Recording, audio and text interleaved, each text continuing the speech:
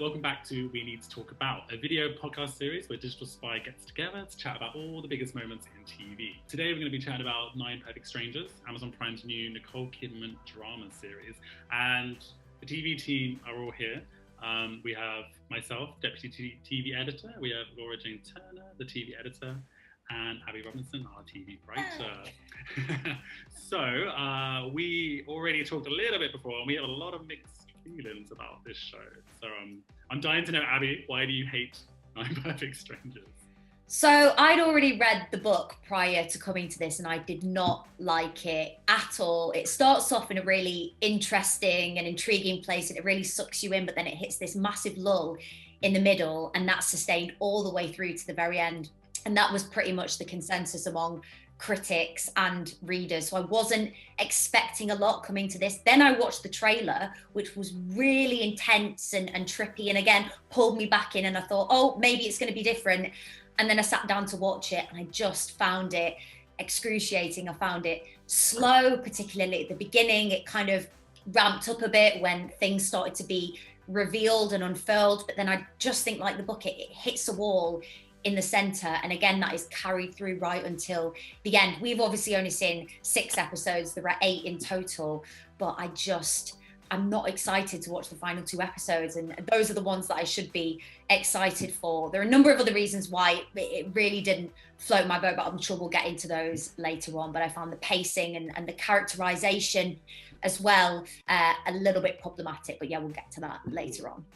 Okay, brutal. I only watched the first 3, to be honest. I didn't get around to the other ones, and I thought I'll just do what is out today. So yeah, I can only go on that. But that lull thing is interesting. Laura, what about you? What are your kind of initial reactions? So I feel like it's going to be weird. So Abby has such strong feelings, which is great. Like, I love it when somebody has like a really strong opinion on a show.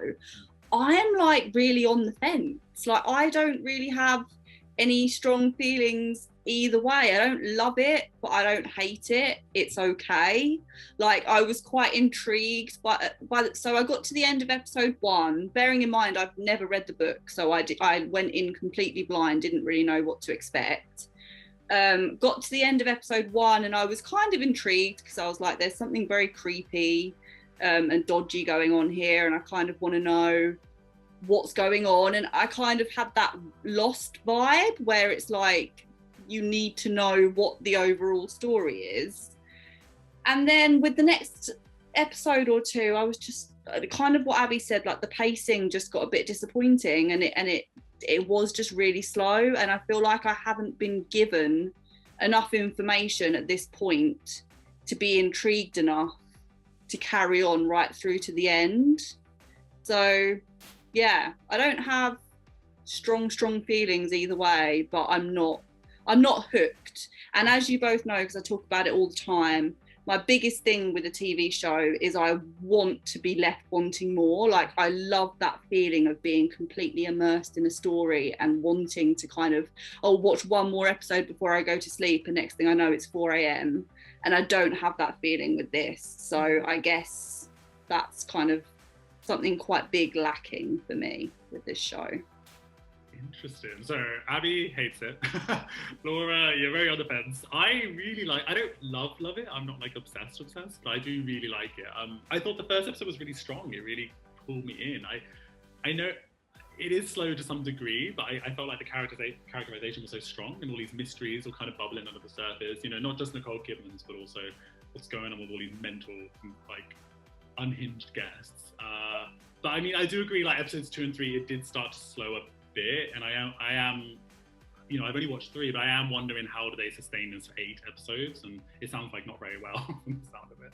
Having read the book, maybe that was the issue for me. I did know a lot of what was coming, so there wasn't that mystery there, and I think that was possibly something that hindered my enjoyment. But then again, the show is its own thing, it's its own beast. It should be able to sustain that interest. There are some differences between the book and the show. There's a subplot involving Masha, Nicole Kidman's character, which isn't the case in the book. But again, I just wasn't that invested or interested in that as well, which I think possibly speaks to the writing, which I didn't think was particularly strong. It's pretty hammy in places. Some of the dialogue feels incredibly on the nose and cheesy as well. And I think, given that this is a show about therapy, really, it's one long therapy session, I think the writing needs to be strong, because anyone who's been to therapy, had therapy, can attest to the fact that actually it's quite boring and painful and drawn out. It's not the most exhilarating thing. And some shows nail that, like The Sopranos and even Big Little Lies, where you've got Celeste engaging with her therapist. Those scenes are really strong, but they're just a small part of those shows. Whereas this is the entire show, these characters working through their individual issues. And I think that's why I found it quite repetitive and slow as well. One thing I would say about the theme of therapy is I feel like the show doesn't have the right tone to be tackling something that serious almost. Like that's something that I think everyone can relate to, whether they've actually been to therapy or not, because everybody has issues in life. Like everyone goes through bad times, down times. But to me, the show tonally doesn't quite sit with that theme. So it kind of also doesn't really know what it is in that sense, I think. That's interesting, because like part of the appeal of the show for me is it's almost camp, isn't it? It's almost melodrama, which I like, but then like you say, it actually, the more I think about it, it doesn't fit with the themes. I guess I was thinking it in a more broad, it's wellness, but when you boil it down, it is therapy, like end of the day. Like they all are suffering, and the show does kind of make light of a lot of that. So yeah, I do hear what you mean. What do we Laura, I completely agree with you there. I think tonally it's all over the place. One minute people are, talking about death and grief, and the next minute you've got Regina Hall's character Carmel launching herself across the breakfast table at Luke Evans' character Lars. And I think particularly with Regina Hall's character, there'll be so many women watching this show. She plays a woman who has been cheated on by her husband multiple times, and then he leaves her for another woman, and she's a single mother, and she's still incredibly torn up by the tragedy of her marriage breaking apart and the manner in which it happened. And I think they almost make her into a bit of a running gag or a joke. She becomes this almost psychotic creature who's attacking guests, and these wrathful outbursts just explode out of her. And I just didn't feel like they tackled that in a responsible manner, interrogated it enough. And it felt like when things lulled, they just throw Carmel out there and she'll just stick a fork in the table in a maddened manner, and it just didn't work for me. So I think tonally it just didn't know what it wanted to be. It just kept fluctuating. How do we feel about the casting? Because obviously it's a very big A-list cast across the board, really impressive, but especially for someone who's read the book as well, I'm particularly curious, like, how does that evolve and change for you, Abby?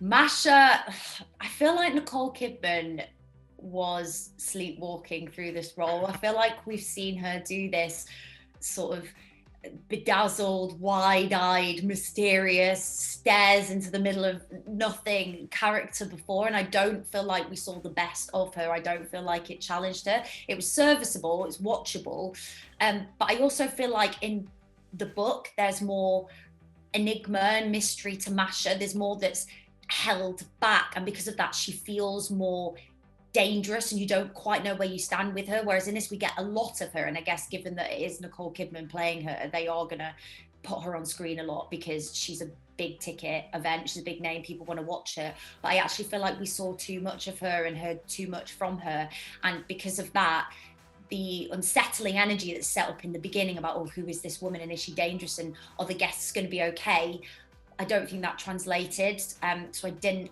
love the use of Nicole Kidman in this, and I didn't particularly love what I saw from her. It was fine, to be honest. That's how I felt about her. Can we also just quickly talk about her accent in this show, because I found it so distracting. I was like, I can't place what it's actually supposed to be, first of all, and then it kept like dipping, like it wasn't consistent.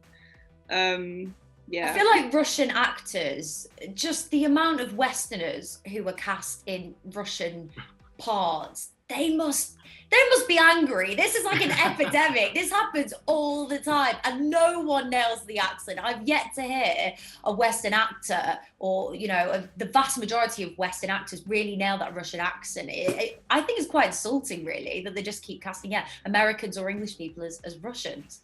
We do love to butcher that language in particular, that accent. Yeah, it's funny with Nicole Kidman because I love her so much, but I do feel like recently her TV roles are getting a bit repetitive now. Like, she, on the big screen, she's so unpredictable. I feel like she takes a lot of risks and a lot of dare and stuff. But I'm starting to see between The Undoing and Big Little Lies and this, there's kind of this repetition, which is not as exciting as it used to be. Do we have any highlights? Is there anyone we actually did enjoy, despite how we feel about the show as a whole? I loved seeing Manny Jacinto in another role outside of The Good Place, because he was such a breakout star in that show. And when I saw his name on the list, I was just so excited to see him. And even though his character in the episodes that I've seen so far is quite a small part, he just brings so much energy to every scene, and I really, really enjoy watching him. So yeah, he's great.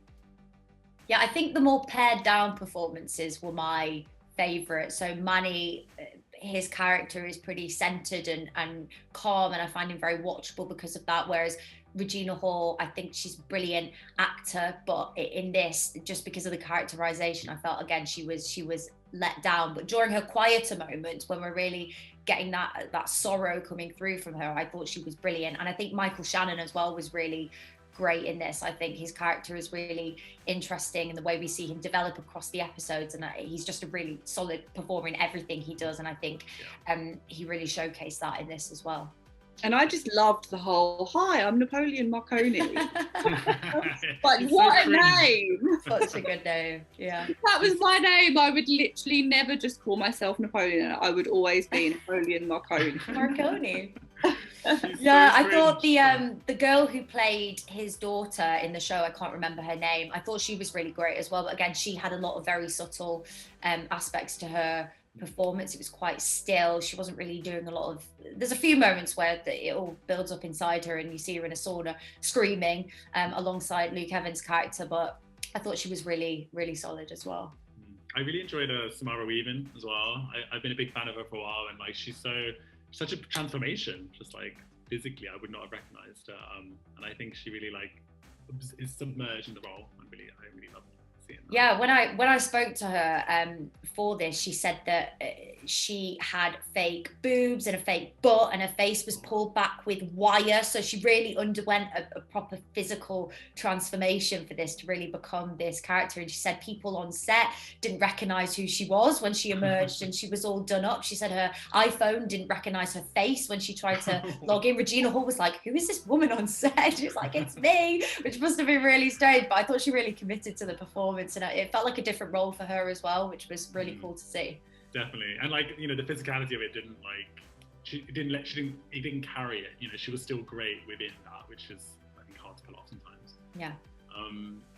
I feel like she's going to be very divisive. I loved her. How did we feel about Melissa McCarthy in it?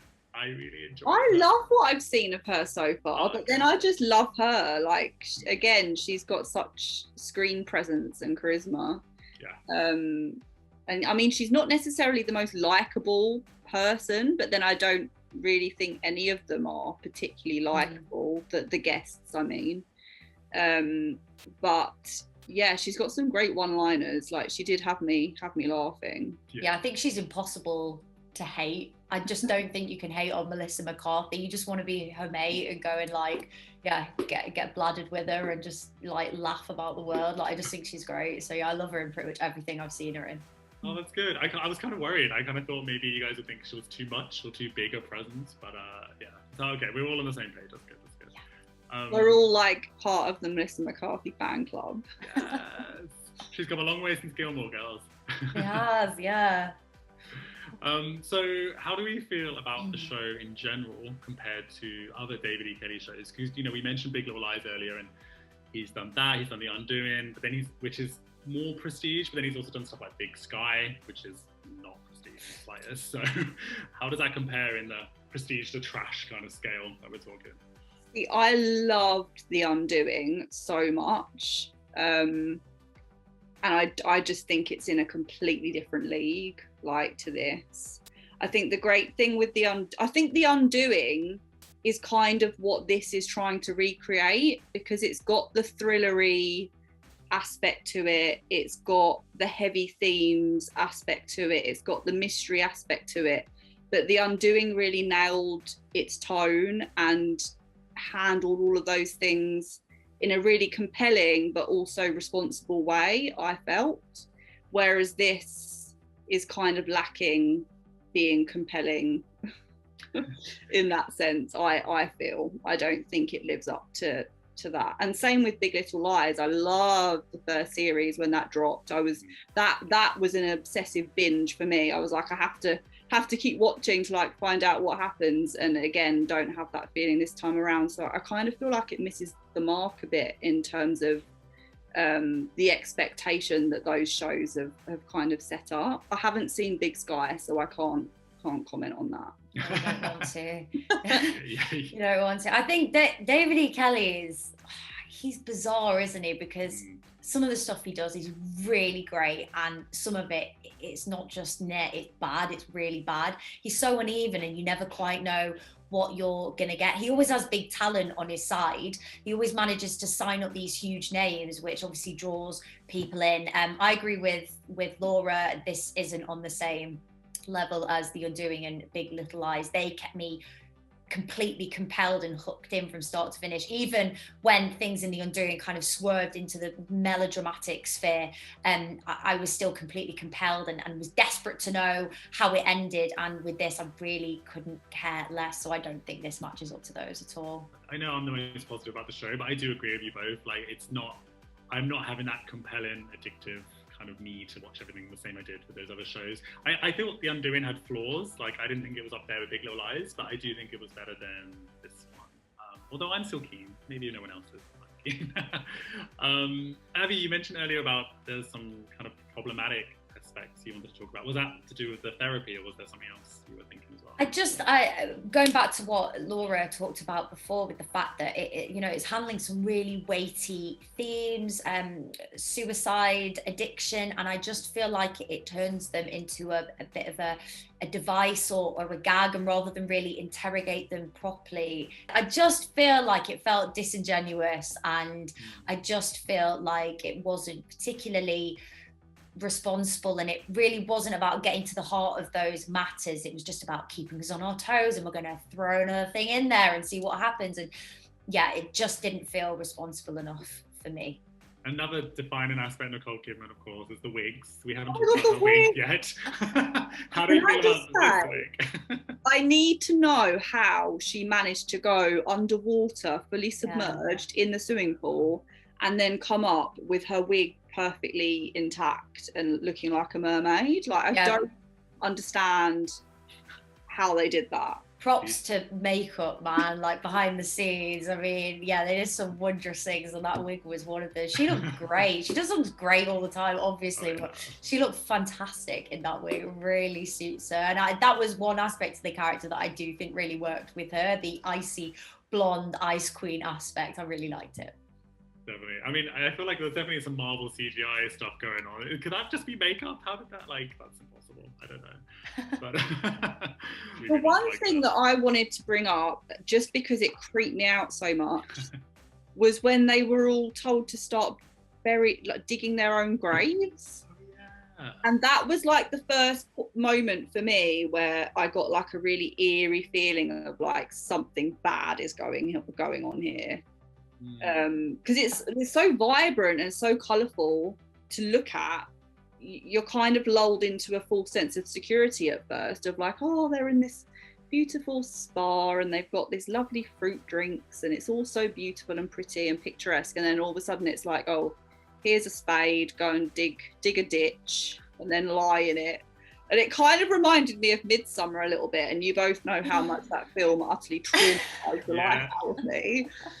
I was waiting for that bear to appear.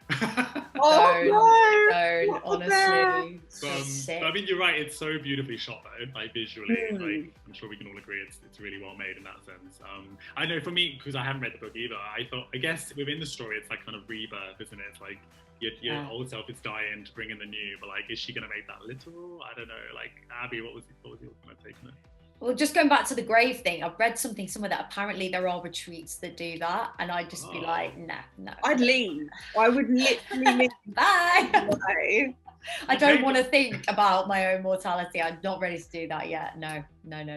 But yeah, I think the whole point of this is with the guests, some of them, I mean, some have ulterior motives, some are really closed-minded and cynical about the process, but some genuinely want rejuvenation, don't they? They want to be reborn as happier, healthier, better people, essentially. And that makes for an interesting watch, because you've got the conflict between the people who are open to that, and then you've got those who are absolutely no way, but eventually they kind of fall into it and engage with the process. But that's pretty much, the heart of the book. These very, I don't want to use the term broken because I hate that, but again, I feel like this show is very much hamming up the brokenness of the people, and I feel that's a bit problematic again in itself.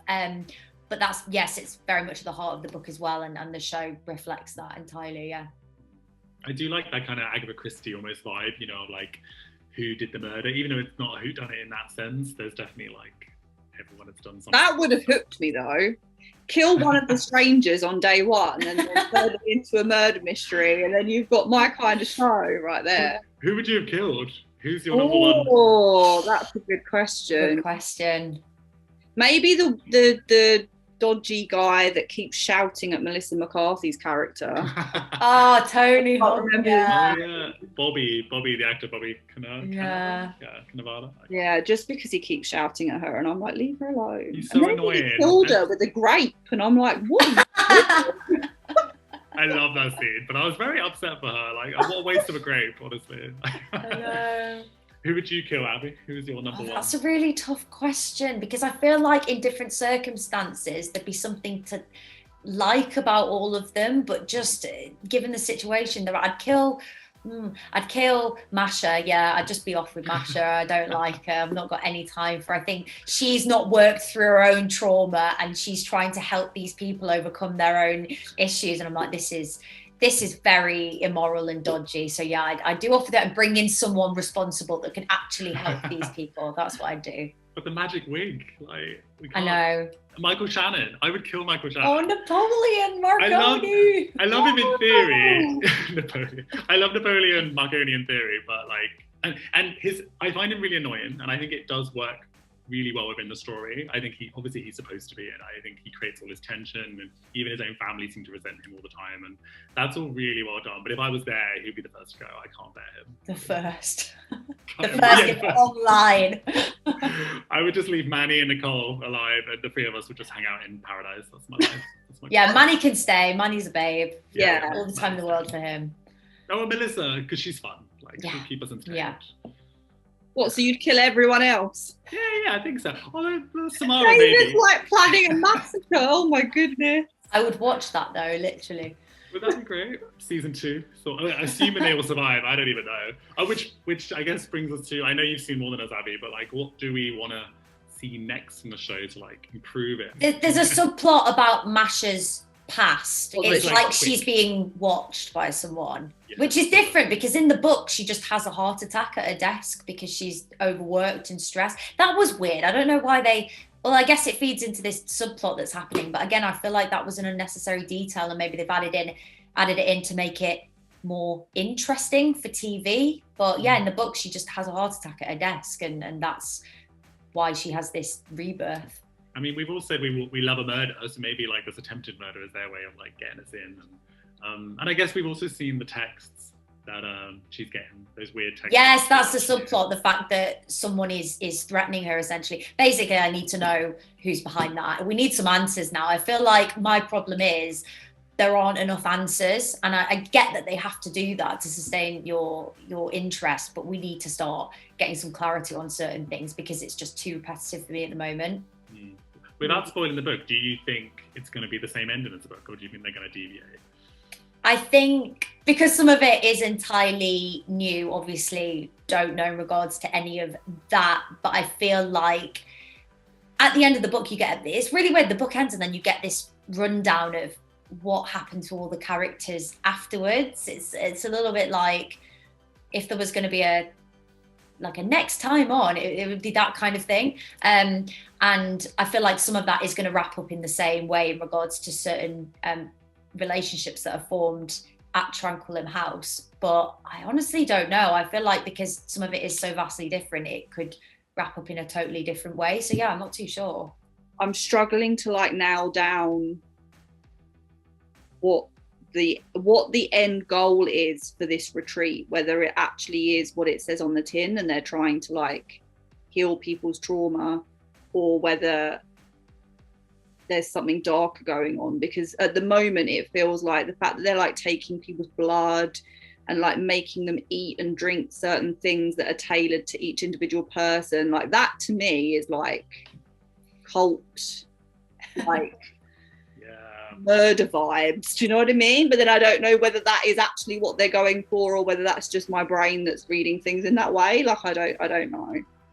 I feel like people are, if it does wrap up in the same way, albeit with a few changes here and there, but if it largely finishes in the same vein as the book, I think people are going to be disappointed. I think they'll want more than what they're going to get. Maybe not, but yeah. Well, that blows. So I had this theory, which I knew was ridiculous and wouldn't happen, but I really wanted to happen, where I thought, like, imagine it's just some insane sci-fi twist or something, and they're cloning them, or aliens, or something like absurd, which deliberately is like kind of jarring and doesn't go with the rest, just like lean into that camp. But yeah, if you're disappointed, that's not the response. You'd be like annoyed or shocked, but you wouldn't be like, nah. Yeah, I just don't think I'm that invested in any of the characters. I don't really care about them as people, so anything could happen and I'd be like, fine, which isn't good. But I might be surprised. A lot can happen in 2 episodes, so we will see. I've been feeling unlike myself. The wheels starting to fall off. She picked 9 people who needed to be in a place where they would try anything she wanted. So that's what we thought of the first few episodes of 9 Perfect Strangers. But if you disagree, or if there's something else, any ideas that you might have that you want to contribute, then please let us know in the comments below. And if you enjoyed the video, don't forget to like, subscribe for more from us at Digital Spy. Thank you very much. See ya. Bye.